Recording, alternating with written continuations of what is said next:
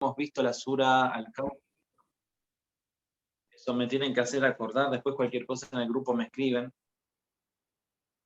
Bueno, أعوذ بالله من الشيطان الرجيم بسم الله الرحمن الرحيم الحمد لله رب العالمين وصلى الله على محمد وعلى آله الطيبين الطاهرين. Assalamu alaikum, que la paz de Dios sea sobre todos ustedes. Y estábamos viendo la sura Al-Fil, la sura del elefante. Habíamos visto la sura Quraysh, vimos la sura del elefante, hemos explicado que ambas suras son como una continuidad una de otra, encierran un mismo tema, vienen juntas según los ulamá, los sabios. También en el rezo, quien quiera leer una de estas suras debe leer las dos suras en el rezo.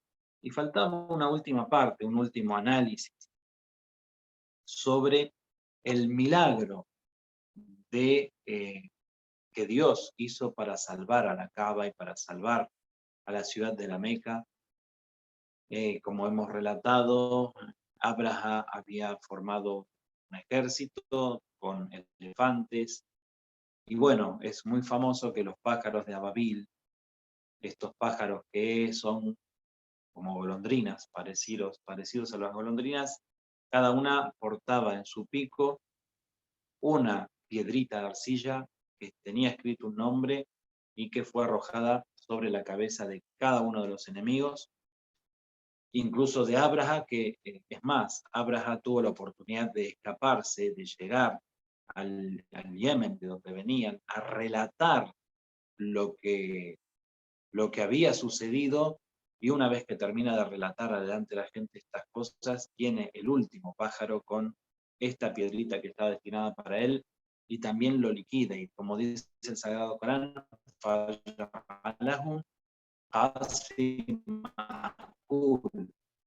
¿sí? Que Dios los hizo como un heno más, ¿no? Y entonces esto representó un gran milagro.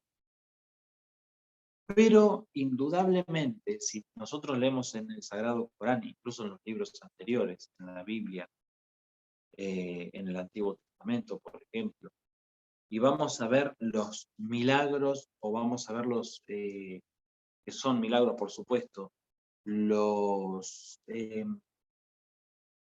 castigos que Dios hizo sobre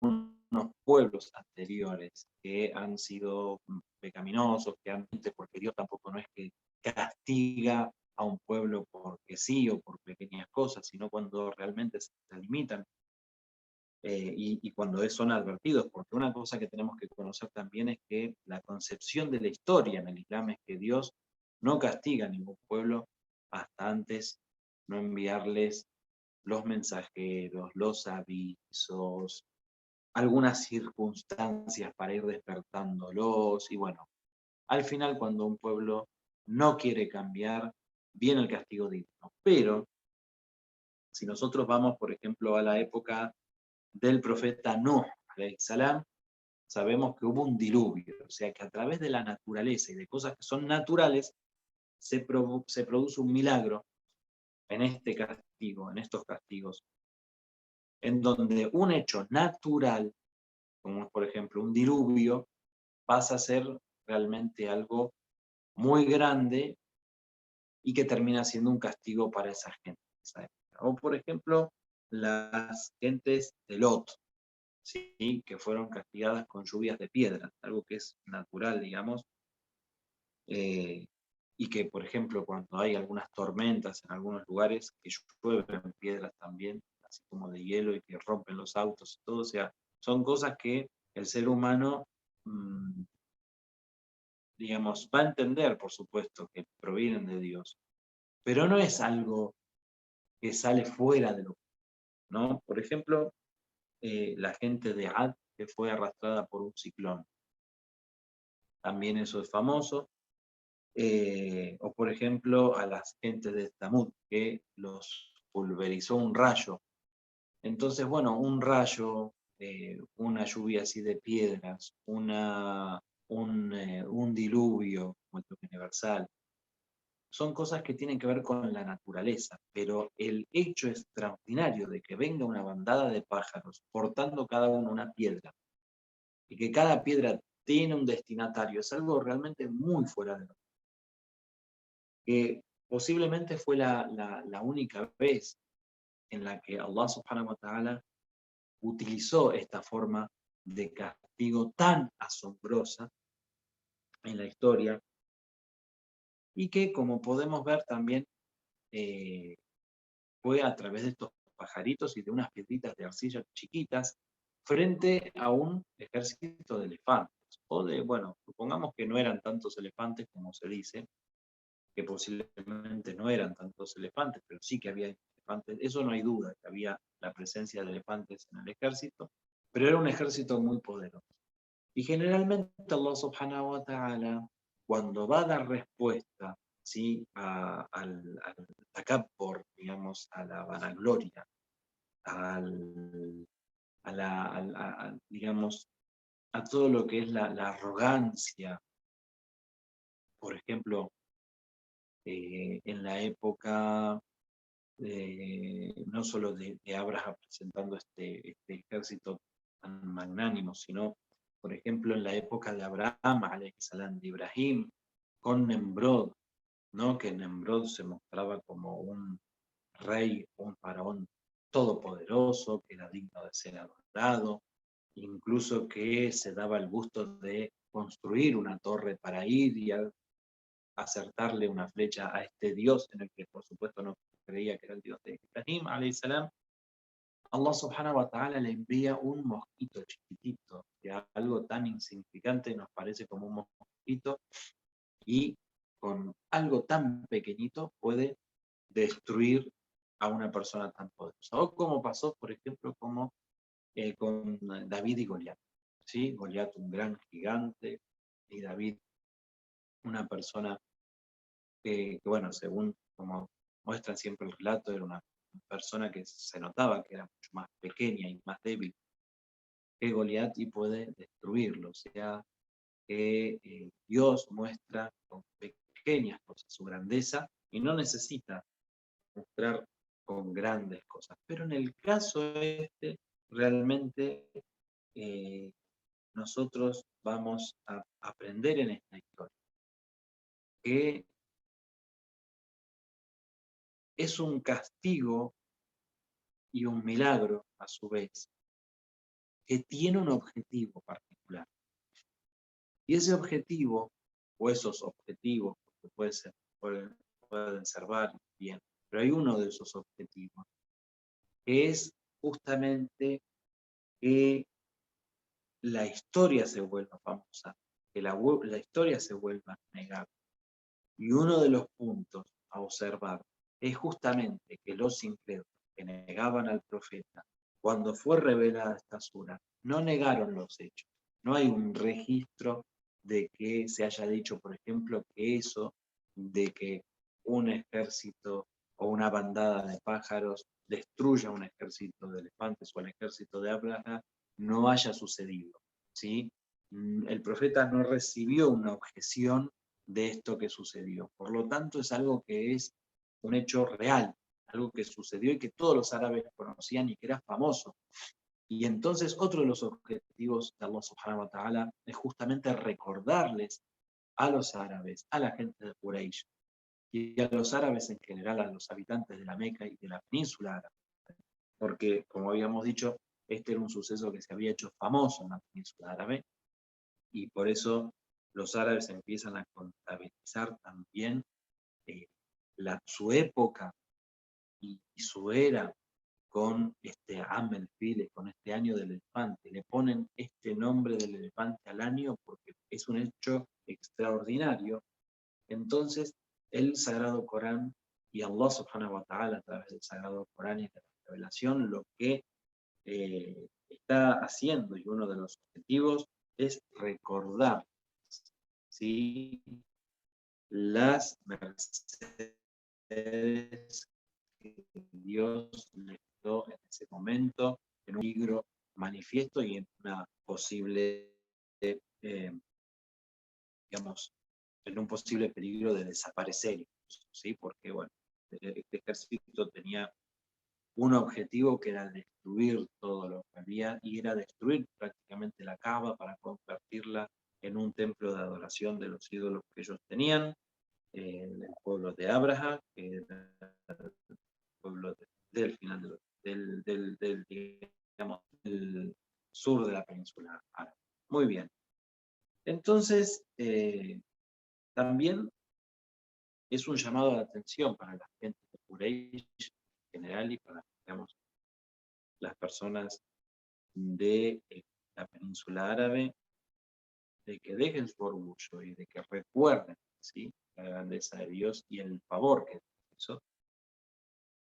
Y entonces el hecho de que haya sido en el mismo año del nacimiento del profeta y que el mismo profeta recuerde este hecho, este suceso, con una sura, con un capítulo del Sagrado Corán, es algo que es una llamada de atención muy fuerte para ellos. Y también, como sabemos, algunos profetas han tenido algunos milagros desde el momento de su nacimiento. Por ejemplo, Isa ibn Maryam, alayhi salam, Jesús, el hijo de María, que tuvo un milagro que cuando nació, bueno, obviamente todo su nacimiento y la forma que nació fue un milagro, pero ya siendo un bebé también habló desde la cuna. O, por ejemplo, en el caso de Moisés, alayhi salam, que estaba destinado a morir y su madre lo pone a salvo, y bueno, termina siendo salvo justo dentro de la casa prácticamente del faraón, que era el que quería asesinar a todos los niños. Bueno, pasó algo parecido con Jesús también.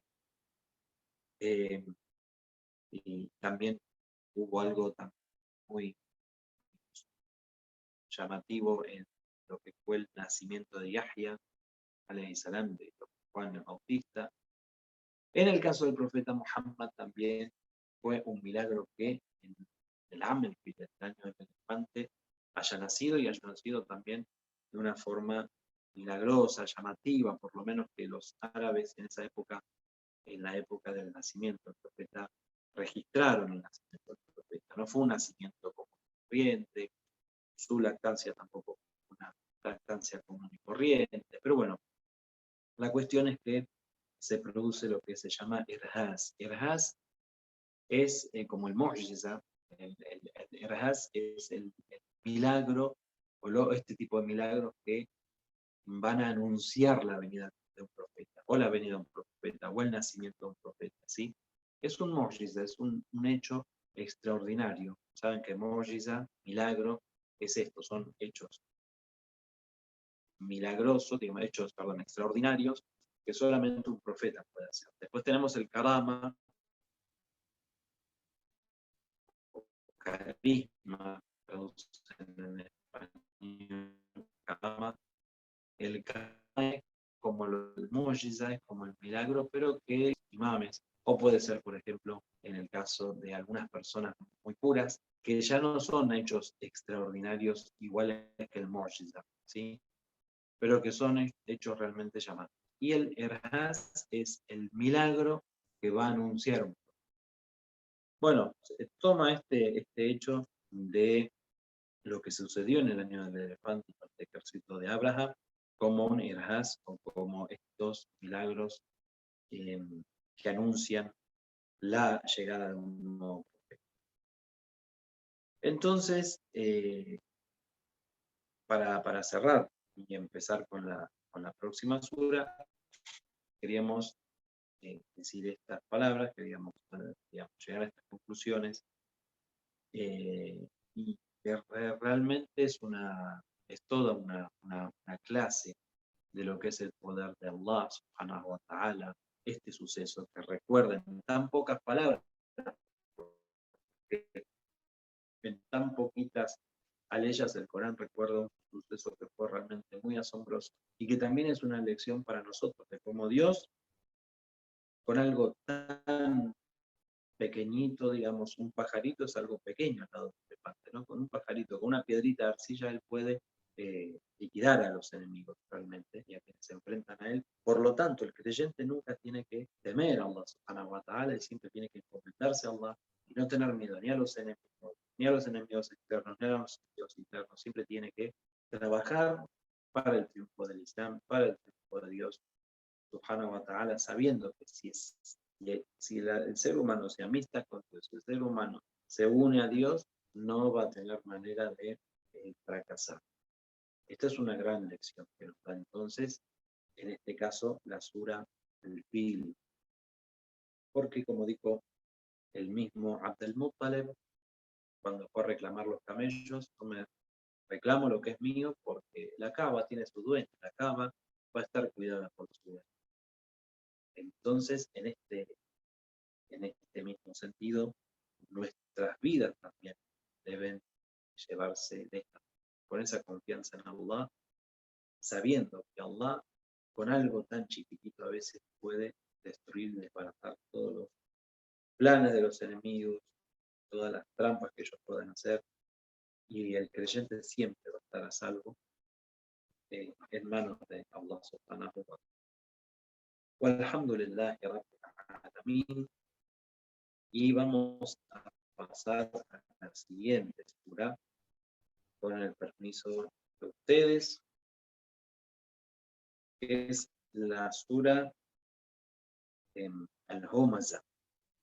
Vamos a ver la sura Al-Humaza, que es el número 104. En el orden, están en el Sagrado Corán.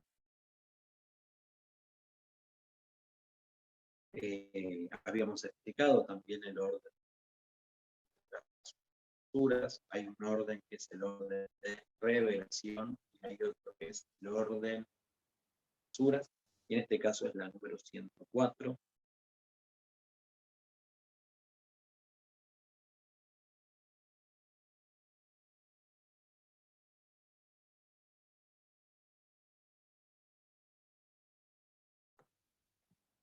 Acumulan riquezas a esas personas que ponen perdón, todas es sus... que la voz Sí, se corta mucho. a ver, ahora mejor. Sí, sí, ¿Mejor? mejor, gracias. Sí. No, voy a agarrar el micrófono así con la mano, me parece que me lo tapa la ropa. Bueno, muy bien. Entonces, como decíamos, esta sura nos habla de aquellas personas que viven toda su vida acumulando riquezas, contabilizando sus riquezas. ¿Vieron esas personas que tienen dinero y lo acumulan y tienen, digamos, cuentas bancarias y les gusta entrar a sus cajas fuertes y mirar el dinero que tienen y contarlo y recontarlo, y que toda su vida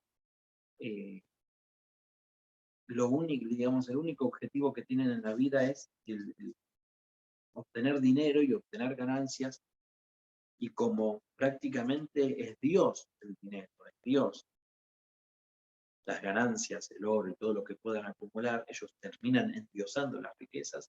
Todo el sentido de su vida pasa por las riquezas, y incluso hay gente que no las gasta sus riquezas, sino que las acumula y disfrutan de tener más y más y más y acumular más. Y entonces también van a caer en lo que es el menospreciar a los pobres, a los indigentes, a los necesitados, y de burlarse de ellos. O sea, son personas que endiosan tanto el nivel económico, endiosan tanto el dinero, y lo ven como un objetivo final, que no les importa pisar la cabeza de cualquiera con tal de llegar a los objetivos. Eso es principalmente. Y segundo, que los que no son como ellos, los que no acumulan riquezas, o los que son pobres, o los que son necesitados, son objeto de burlas para ellos. No valen nada. O sea, una persona cuando no tiene dinero no vale nada. Son esos grandes ricachones, digamos, que con su dinero no van a ayudar a los demás. Con su dinero solamente van a humillar. Y vamos a ver que en el sentido que se le dan algunas palabras en esta sura, este tipo de personas no son cualquier persona que llegue a obtener riqueza, sino son personas que realmente eh, llegan incluso a disfrutar del dolor y de la pobreza ajena, porque ellos se sienten así más ricos. Y también hay una cuestión que es la difamación, la burla, el menosprecio, el istigaba, el hablar del ausente, el hacer burlas con señas. Vamos a ver punto por punto eso. El profeta alayhi salatu wassalam les dijo con respecto al mérito de esta sura y de su lectura, que quien la recite, Dios le sumará 10 hasanat, 10 obras buenas, por el número de cada persona que se burló del profeta y de sus compañeros. Sabemos, ¿no?, que el profeta era objeto de burlas y justamente digamos, la ocasión y el Shan en Uzul, digamos, el hecho por el cual descendió esta sura, este capítulo del Corán, es, según los exégetas, por las burlas que hacían y las difamaciones que hacían un grupo de personas de los poderosos de la Meca, que ya vamos a ver quiénes son, y algunos nombres nos van a sonar muy familiares porque los hemos visto en otras suras, como Sura al-Kafirun, por ejemplo. Y,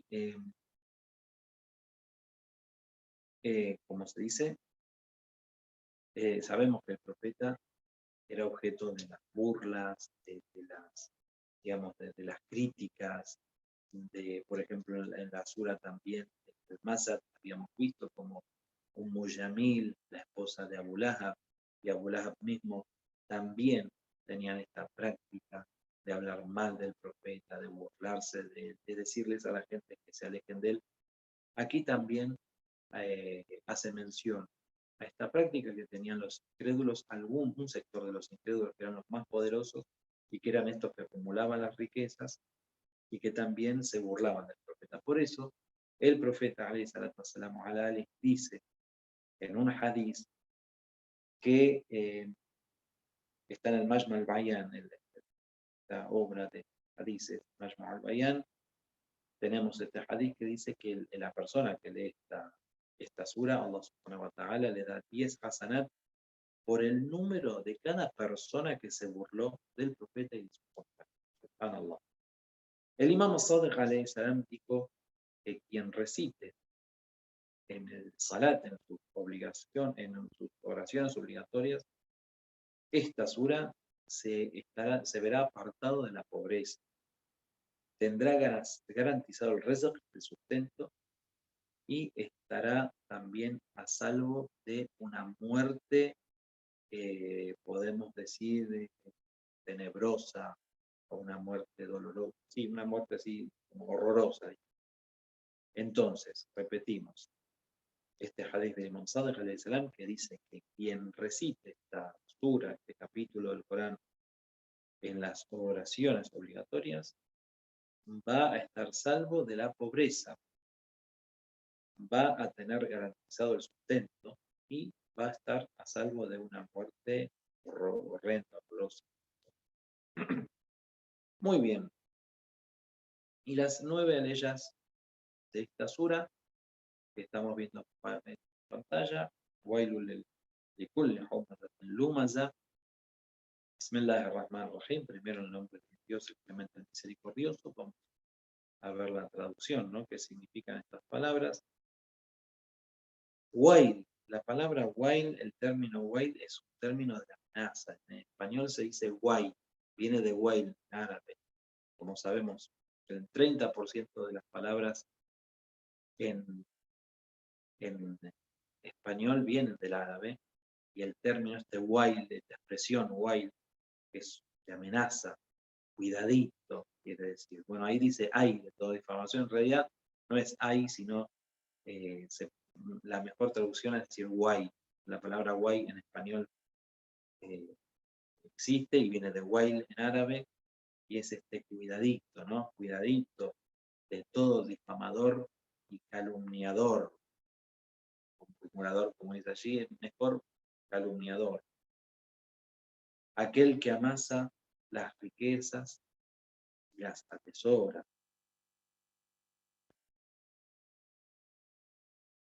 También podemos decir, más que atesora, las enumera. A ver cómo pusieron ahí en la traducción que está en pantalla. A ver la traducción, perdón, dice aquel que acumula riqueza y las recuenta, muy bien. Ahí sí, esto está mejor. Sí, las recuenta, muy bien. Pensando que sus riquezas lo harán inmortal, o los eternizarán, dice bien. Utiliza este término. Hace una pregunta allí en realidad. ¿Acaso cree que sus riquezas, ahlada ulvará, jaled ulvará, eterno, lo inmortalizarán? Sin dudas que ellos serán precipitados en el Hotama. Vamos a ver qué es. ¿Y qué te hará entender lo que es el Hotama? Es el fuego encendido del Dios, que abrazará los corazones de los malvados. Por cierto que él será cerrado sobre ellos con columnas extendidas o alargadas, dice, en pantalla. Muy bien. Entonces, el Sha'an el Nuzul de esta sura, por qué descendió, en qué momento, cómo se dio, según algunos exégetas, se refiere a Walid ibn Mughayra. ¿Se acuerdan que hablamos bastante de Walid ibn Mughayra, que era el campeón de los poetas árabes, y que además había sido el que fue a visitar al profeta junto a As ben Wa'il y le propuso esta propuesta tan ridícula de que, bueno, nosotros un año adoramos a vuestro Dios y al otro año ustedes, los musulmanes, adoran a nuestros dioses y así no perdemos ninguno, ¿no se acuerdan de eso? En Surat al-Kafirun lo habíamos visto. Entonces, según algunos exégetas, se refiere a Walid ibn Mughayra, ¿por qué? Porque él difamaba al profeta. Vamos a ver que en la primera aleya habla del difamador y el calumniador, o el difamador y el calumniador en pantalla, ¿sí? El Homaza y el Lumaza. Entonces, aparentemente, según algunos exégetas, esta persona particularmente se burlaba del profeta, hablaba en ausencia del profeta, hacía lo que llamamos istigaba, hacía lo que llamamos tuhma, es decir, hablar del ausente, es decir, inventar cosas de las personas. Lo injuriaba, se burlaba con su físico de él. Y hay otros exégetas que hablan de otras personas, aparte de él, por ejemplo, de Umayya, por ejemplo, de As ben Wa'il, que lo nombramos recién, de los poderosos de la Meca. Más allá de quiénes eran, realmente se sabe que ellos tenían estas costumbres de calumniar, de difamar al profeta Muhammad y de tratar de ensuciar el perfil del profeta, tal como los enemigos hoy hacen del Islam también, ¿no? Hoy o se burlan con caricaturas, o se burlan con, digamos, mofándose de la vida santa que puede elegir un musulmán, o calumnian diciendo que somos terroristas, o que la mujer está oprimida, o todas las cosas que dicen, es lo mismo. Por eso, digamos, el contenido de esta sura, si bien descendió por estas personas que se burlaban del profeta, tenemos que entender que incluyen a todas las personas que tienen este tipo de comportamiento, ¿no? Y a todas las épocas. Muy bien, entonces la primera ley dice, Wailul bikulli humazatin lumaza. Guay, pobrecito, cuidadito, de todo difamador y calumniador. Entonces estas dos palabras se refieren a aquellas personas que demuestran todo su veneno con su lengua, con sus palabras y con sus gestos. Tenemos que tener mucho cuidado, ¿no? Sabemos que uno de los males más graves y que tiene que ver directamente con el haqqun nas, con los derechos de la gente. Sabemos que el derecho de la gente lo perdona solo la gente el día del juicio.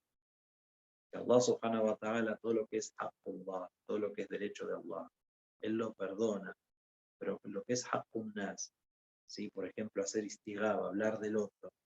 Si yo hablo, por ejemplo, algo que hace enojar a otra persona, y en este mundo no lo pude resolver, en el día del juicio es la misma persona la que puede perdonar. ¿sí? Entonces,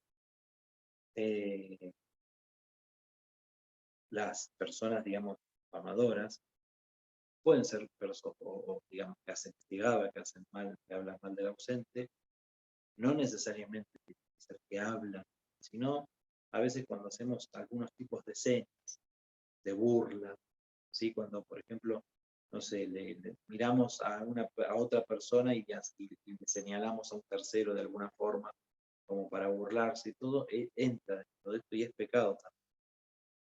Entonces, estos dos términos, humaza y lumaza,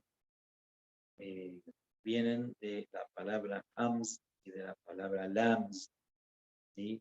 Es como una exageración de estas palabras. Entonces se refiere a estos dos.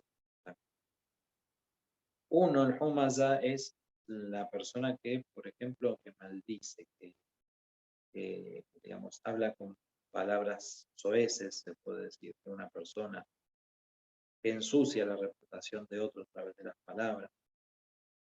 Y lumaza, perdón, a través de los gestos, ¿sí?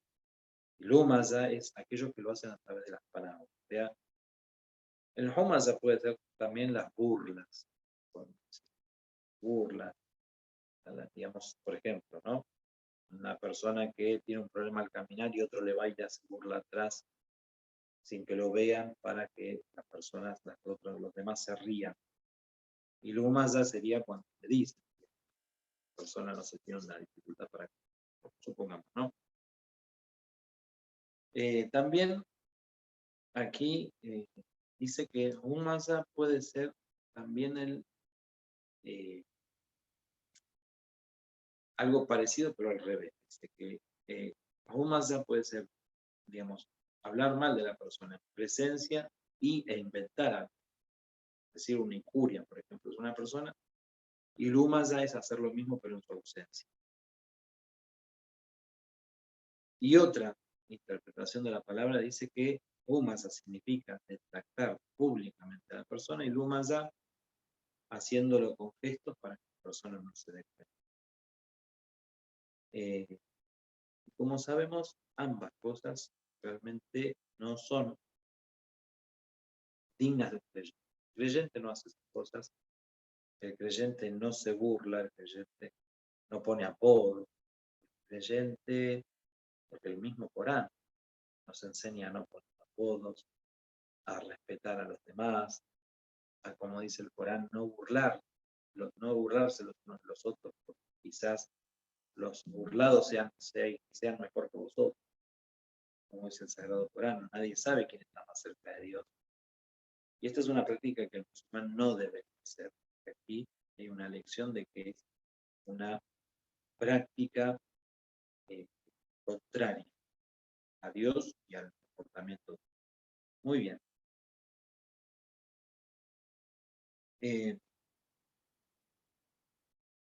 Dijo Ibn Abbas respecto a la interpretación de estos términos, humaza y lumaza, que son las personas que siembran la fitna, que hacen que dos amigos, por ejemplo, se peleen, que van llevando y trayendo cuentos, ¿sí?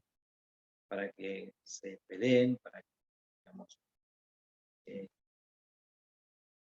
están siempre mirando los defectos de la otra persona y haciéndoselo saber a los demás, o destacando, por ejemplo, entre dos amigos, destacando los defectos de uno de otro. Y entonces va y le dice al amigo, mira, aquel tiene tal y tal defecto para que no lo quiera tanto, este tipo de comportamiento, ¿no? Entonces, según un hadith del profeta, el mismo profeta dijo que a Ibn Abbas le dice que quiere saber quién es la persona más malvada, ¿sí? Y entonces respondió el profeta mismo que es aquel que hace fitna, digamos que hace siempre la cizaña y desune a los amigos. Y siempre está observando los defectos de las personas que son puras y que son inocentes. Entonces, todo lo que tenga que ver con furia, con eh, difamaciones, burlas, fitna, puede entrar en estas palabras. Y esta expresión while, es una amenaza. ¿Por qué es una amenaza? Porque realmente es de los grandes pecados el calumniar, amar, el burlarse de los creyentes. El Sagrado Corán dice que quienes calumnian a los creyentes caritativos por la limosna que dan y escarnecen, no hacen más de lo que les permite su situación, Dios les va a castigar por su burla y van a sufrir un severo castigo. Y dice algo llamativo en el Sagrado Corán, en la ley de Surat Tauba, que dice que implores el perdón para ellos o no, aunque implores el perdón 70 veces, Dios jamás les perdonará. Si pueden buscar Surat Tauba, Aleya 79 y 80.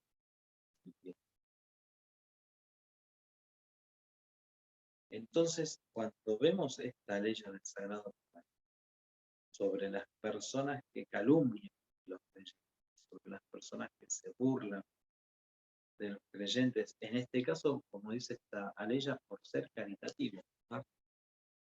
¿Ven? Ahí está el mismo de Luma, ya viene, al-Ladina y al-Mizuna, ¿sí? ¿Lo ven? Al principio, de ahí viene Luma ya. Los burlan, ¿por qué? Por el sadaqat.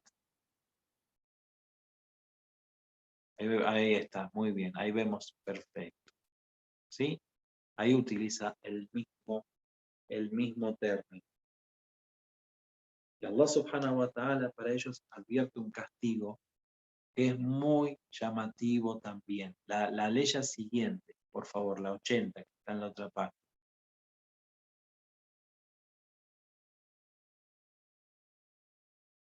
Ahí está. Fíjense lo que dice. La tastaghfir lahum. Ahí está. Bueno, en español. Sí, no importa. En español también. Puedes pedir perdón por ellos o no pedir perdón por ellos. Pero aunque pidas perdón por esos, Saba'ín dice 70 veces, Dios no les perdonará. Dios no les perdonará.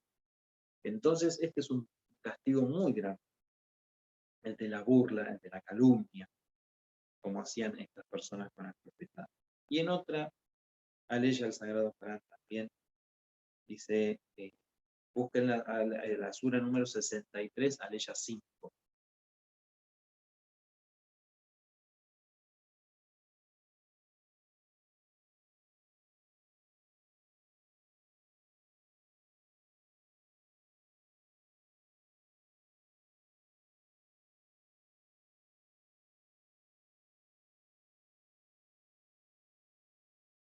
Muy bien. Entonces, وَإِذَا قِيلَ لَهُمْ تَعَالُوا, y cuando se les dice a ellos, vengan, ¿sí? يَسْتَغْفِرْ لَكُمْ رَسُولُ اللَّهِ, que el profeta va a pedir perdón por ustedes. Fíjense lo que dice acá. Dice que mueven sus cabezas, así como haciendo una burla. Dice, y les ves alejarse desdeñosamente, con arrogancia. Dice, muy bien, ¿sí? Giran sus cabezas, mueven sus cabezas y se van, con altanería. Entonces, no les importa ni siquiera el pedido de perdón del Rasul, el profeta pida perdón por ellos. Por eso la ley anterior también dice, aunque pidas perdón 70 veces por ellos, Dios no los perdona. El profeta, uno de los, un hadith muy fuerte, sabemos que Allah subhanahu wa ta'ala es perdonador, es compasivo, pero que Allah cuando castiga, castiga con justicia, o sea, realmente no, muy bien ahí, fíjense, wahum mustakbirun, ¿sí? Se vuelven, no sé, engrandecidos, ¿no? Hay otra palabra, ahora no me sale. Muy bien. Hay un hadith del profeta alayhi salatu wasalam que dice que el más humillado y desgraciado de los hombres es aquel que difama a los demás. La difamación, el inventar historias y cosas de la gente, el burlarse, el sacar, porque Allah subhanahu wa ta'ala también lo conocemos como Sattar al-Uyub. Sattar al-Uyub, ¿qué significa? El que esconde, el que guarda, el que esconde o cubre el Uyub, los defectos. Entonces, muchas veces los defectos que Allah subhanahu wa ta'ala cubre de nosotros, los defectos que nosotros mismos no queremos que vean. Más, hay personas que están con una lupa mirando para descubrir esos defectos y hacérselos saber a todo el mundo. Y eso realmente es uno de los grandes pecados. Y fíjense, ¿por qué el profeta dice que las personas con más desdicha, digamos, son las personas que tienen esa práctica? Porque no tienen el perdón. Es difícil que tengan el perdón. Realmente tenemos que cuidarnos de ese tipo de comportamientos malignos y dañinos realmente que nos pueden alejar mucho de Dios y de los demás, personas, porque sabemos que los comportamientos morales extraviados lo que hacen también es alejarnos de las personas. Muy bien. Luego de hablar de este tipo de características que tiene esta gente,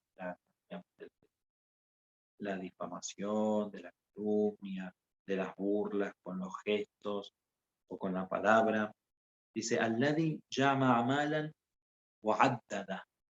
La segunda ya, creo que vamos a llegar hasta esta segunda ley ya nomás, porque ya no tenemos mucho tiempo.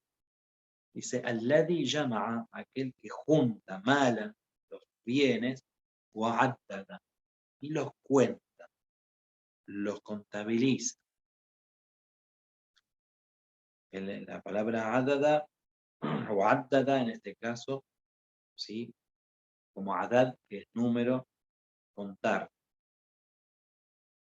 Pero también hay una raíz que viene de udda, que es amasar las riquezas, atesorarlas. Entonces, si ponemos en la traducción, quien amasa las riquezas y las atesora, no hay problema, está correcto. Y quien las cuenta también. Las dos cosas pueden ir. Es como esas personas, ¿no? que juntan y cuentan lo que tienen, juntan y cuentan solamente de juntar. Algunos otros exégetes dicen que son aquellos que sus bienes tienen.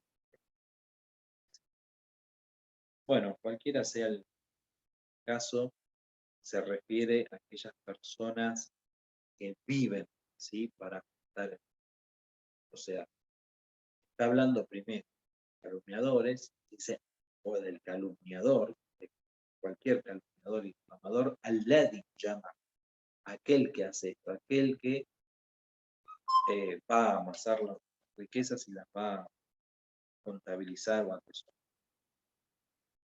Entonces son las personas que tienen avaricia, son las personas que tienen como único objetivo el obtener el dinero, el obtener las riquezas, que como es el único objetivo no hay una moral, una ética en obtener el dinero, sino que cualquier forma de obtener el dinero es correcta para ellos. Y que además estos, digamos, bienes que tienen no representan una bendición de Dios. Generalmente estas personas son las personas que dicen, yo esto lo hice con mi esfuerzo, yo lo hice esto porque yo soy inteligente, yo lo hice esto porque yo soy más vivo que los demás. no reconocen la grandeza de Allah, ofrecen el sustento a Allah como el Razzaq, el sustentador, sino que ellos mismos se creen que son los sustentadores, que ellos mismos, por eso caen en la adoración de eso, porque ellos mismos realmente creen que depende de su propia, digamos, grandeza o de su propia inteligencia. Entonces, este tipo de bienes no es un khair, ni es min fadlillah, ¿no? No es de los favores. El Sagrado Corán en algunas oportunidades habla de el dinero como, digamos, una bondad, una merced de parte. Por ejemplo, en la Surat al-Yuma dice, cuando termina la oración, ¿sí? Pues una vez observada la oración, versados por la tierra, vayan por la tierra y procuren la bondad de Fadlullah, ese, o sea, el sustento. Y recuerden mucho a Dios para que de esta manera prosperen. Entonces, digamos, el dinero, los bienes, Dios los nombra como Fadlullah, un favor de parte de Allah. O, por ejemplo, en otras tablillas dicen Khair, ¿sí? Por ejemplo, o creyentes, cuando la muerte se aproxime a algunos de vosotros, Intaraka Khair, si dejan los bienes, pónganse a hacer lamento. Pero en este caso no tiene Khair, ese dinero es un dinero que se ha convertido en un ídolo, personas terminan adorándola, terminan pensándola, terminan burlándose de los demás porque no llegan a tener ese nivel económico, despreciando a los pobres. Son esas personas que realmente no tienen ningún tipo de empatía por el necesitado y por el pobre. Y entonces todo su dinero en realidad es un gran castigo. Hay una historia muy famosa de una persona que adoraba el dinero y adoraba sus bienes, los hacía pasear por todos lados y salía con sus esclavos cargando carros y carros de joyas y de vestimentas y de oro y de cosas, de bienes materiales, en la época de Moisés. Y era una persona de Banu Israel. Banu Israel sabemos que estaban muy oprimidos en la época de Moisés, y él los liberó, pero había una persona que se llamaba Qarún. Y este Qarún era muy rico y era amigo del faraón, y tenía esta costumbre de burlarse de los pobres. Entonces, aparecerse, ¿no?, entre los pobres y en los lugares donde estaba la gente pobre, paseando todas sus riquezas, paseando a sus esclavos, mostrando el takabbur, digamos, la vanagloria. Y bueno, este hombre, lo que le sucedió, porque también planificaba asesinar a Moisés, Moisés hizo un dua, hizo una súplica, y Dios lo castigó. ¿De qué manera lo castigó?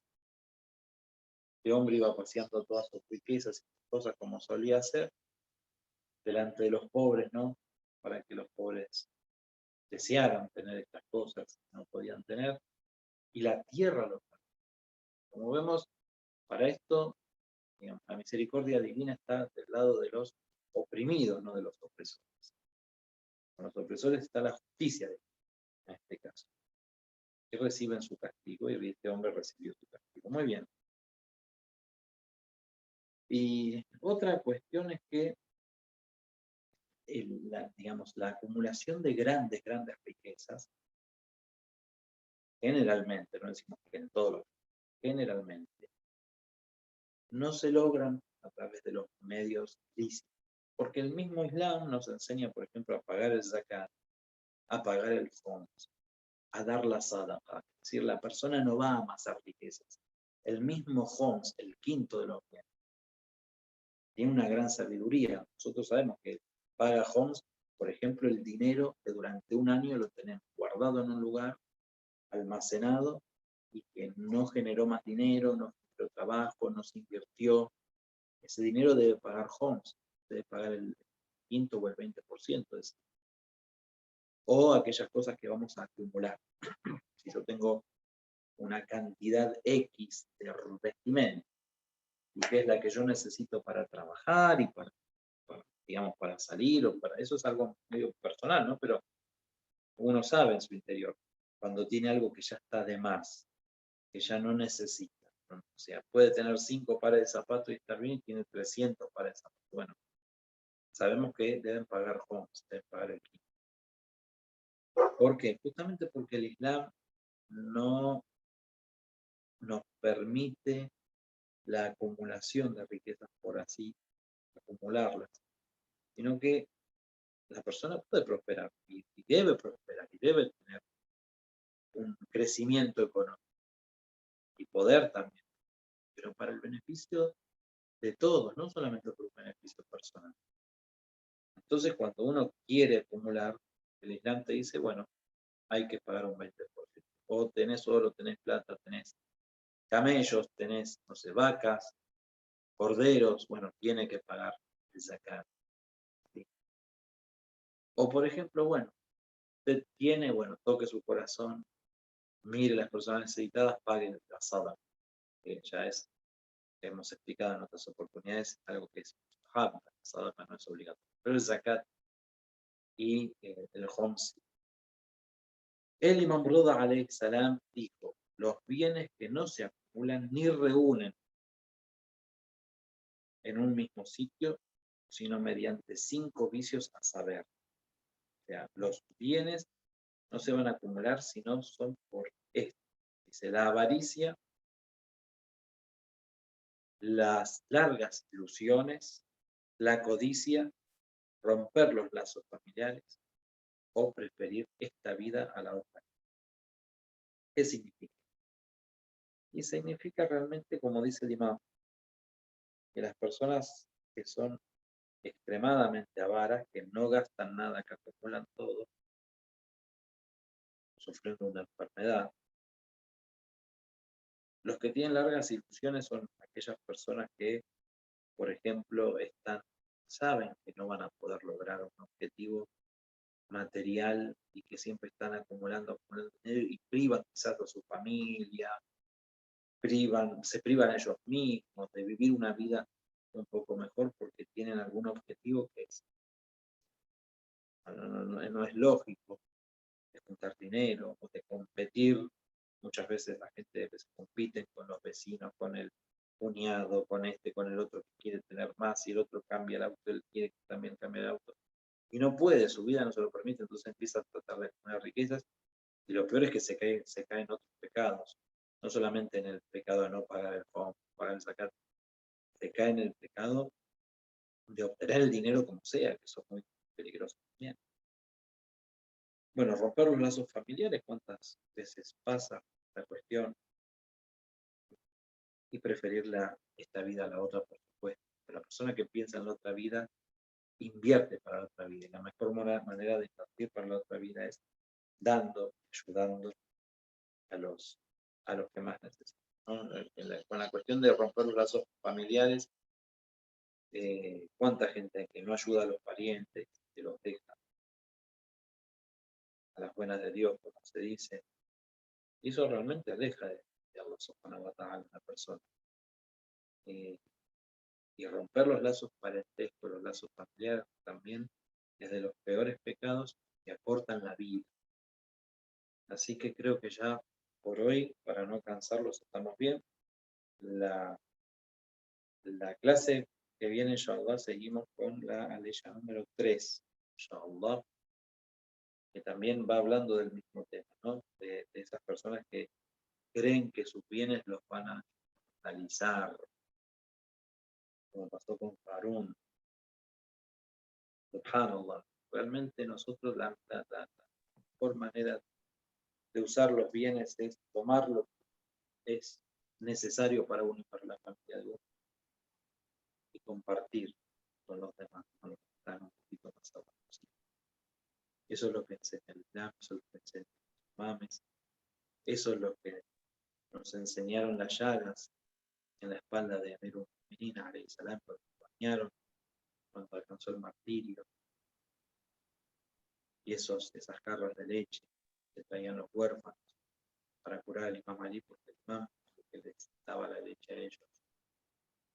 Entonces, eso es realmente el comportamiento que Dios espera de nosotros, y no de estas personas poderosos de las que estaban el profeta y que obtenían sus ganancias de manera ilícitas y las acumulaban. Así que de estas historias, de estas aleyas y de estas suras que estamos viendo, tenemos que aprender mucho, inshallah. Walhamdulillahi Rabbil Alamin. Wassalamu alaikum wa rahmatullahi wa barakatuh.